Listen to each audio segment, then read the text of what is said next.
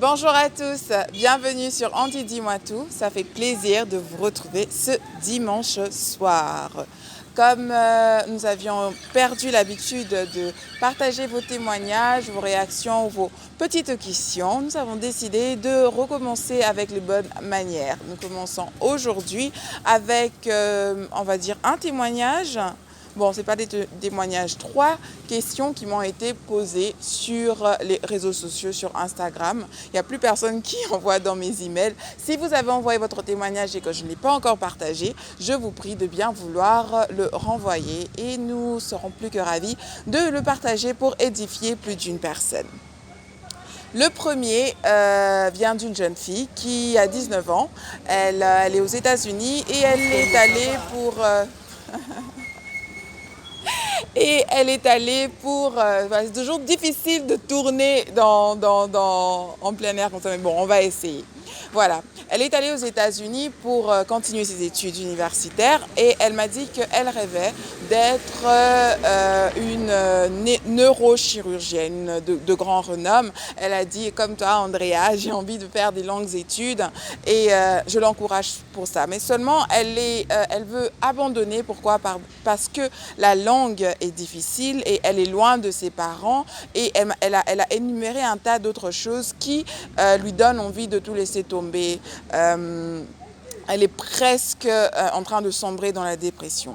On peut prendre cela comme une histoire bénigne pour dire mais ok, elle n'a qu'à être forte et elle pourra finir ses études sans problème, c'est peut-être des caprices d'enfant. Mais en tant que jeune fille qui a aussi étudié à l'étranger, je peux me mettre à la place de cette fille et je comprends exactement ce par quoi elle est passée.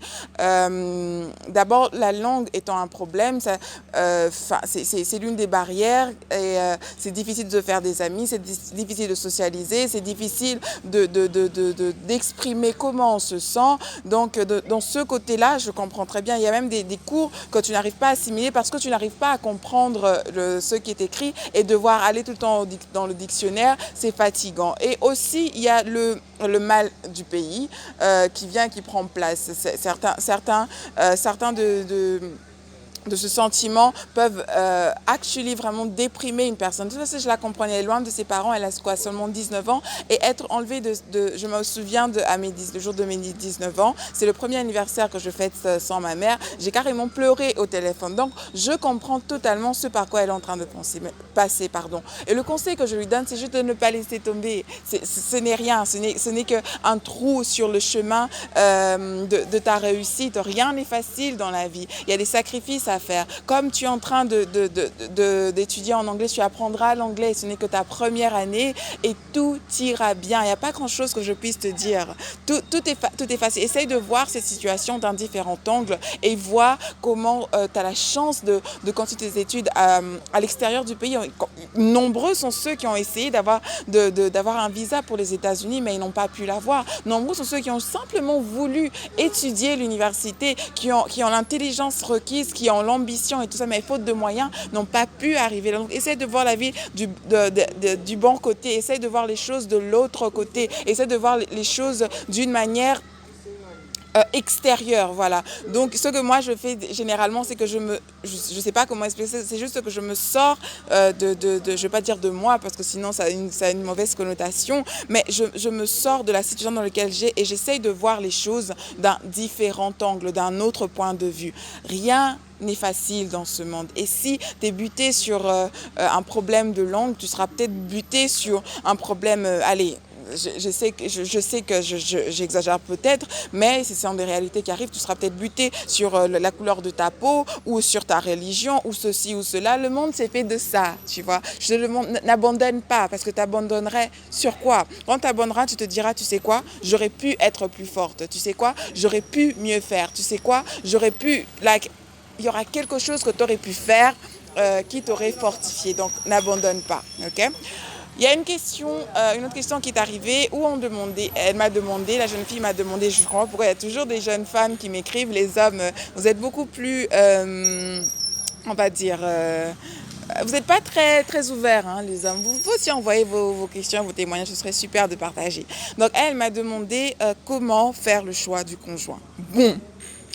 Vous posez une question à une jeune femme qui n'est pas encore mariée. Donc, ce qui veut dire que je ne sais pas faire le choix encore. Ou peut-être je sais tellement le faire. Ah, il y a un monsieur de vernis. Vous voyez comment c'est difficile de tourner. Et là, je suis sûre qu'il va commencer, quand il va écouter qu'on est en train de tourner, c'est là qu'il va commencer à frapper encore. On va voir s'il est gentil, lui. Bonjour. D'accord, il est gentil.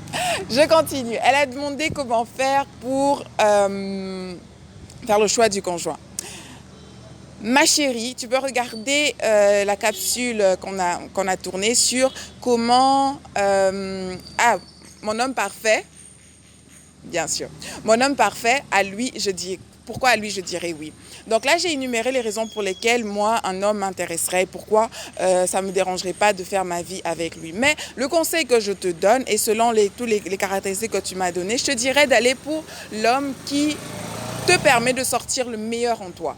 Il n'a pas à être le plus riche, il n'a pas à être le plus intelligent, il n'a pas à être le plus beau, mais c'est quelqu'un avec qui, même si c'est vrai que l'apparence physique compte pour beaucoup, mais c'est quelqu'un qui te permet de sortir le meilleur de toi, qui te permet d'user de ton potentiel au summum. Je me suis mise avec une personne. Des fois, quand je vous dis je me suis mise avec une personne, vous allez penser que c'est plein de gens. Des fois, c'est la même personne que je suis en train de tourner. Mais il y a différents leçons que je tire de cette relation-là. Quoi qu'il en soit, je disais que je me suis mise avec une personne qui ne me comprenait pas et pour qui j'avais l'impression d'être un peu trop ambitieuse. Voilà, c'est le genre qui voulait sa petite femme-là, hein, et qui ne me permettait pas d'user ce que j'avais en moi. Je suis le genre de personne, par exemple, j'aime beaucoup écrire et je peux t'écrire des paragraphes. Alors une fois, je lui ai fait lire, il m'a fait, tu peux écrire ça en une fois, non? Et moi, ça m'a froissée. Donc du coup, en tant que, allez, je vais m'appeler écrivaine, en tant qu'écrivaine, tu as besoin d'être encouragée dans ça. Vous comprenez un peu. Et donc voilà, une personne qui sort le meilleur potentiel, une personne qui va te permettre d'entrer dans ta destinée, une personne, tu sais où tu veux être, tu sais exactement qui doit t'accompagner dans ce que tu veux faire. D'accord? Nous avons reçu une troisième requête. C'est comment... je crois qu'elle m'a demandé, en bref, la question c'était de savoir quel métier elle devrait faire. Encore une fois, c'est quelque chose qui devrait venir de toi. Moi, je suis pour ceux et celles qui vont utiliser ce pourquoi ils sont bons. Si tu penses que la menuiserie, c'est ce que tu aimes, et que tu veux créer des meubles ou je sais pas, ce que les menuisiers font là, et tu penses que tu es doué dans ça, va là, il ne va pas faire avocat, frère. Là, j'ai sorti mon côté ghetto. Avocat, frère. Bon, bref, va pas faire quelque chose qui ne te dit rien. Hein. Si tu veux, en gros, là, on n'a qu'une seule vie. Vivez vos rêves. Vivez ce qui fait battre votre cœur. Faites-vous plaisir. Et le travail constitue, je crois, allez, on va dire 70% de notre temps. Autant le passer dans quelque chose qui nous permet d'être en vie. Hein. Si vous êtes bien dans la photographie, allez pour. Et le seul conseil que je donne aussi, c'est ne regardez pas d'abord la valeur monétaire. Regardez le bien que ça fait dans votre âme de faire ce pourquoi vous avez du talent, ce pourquoi vous êtes talentueux. Et ouais, voilà, en gros, c'est ça. Je sais pas comment te donner des conseils, mais je peux juste te dire qu'on a tous un talent et je sais qu'il y a quelque chose que tu fais et que d'autres personnes te demandent comment tu le fais. Tu vas le faire sans trop d'efforts et avec une aise que les autres personnes n'ont pas. Et quand tu le fais avec toute la passion possible.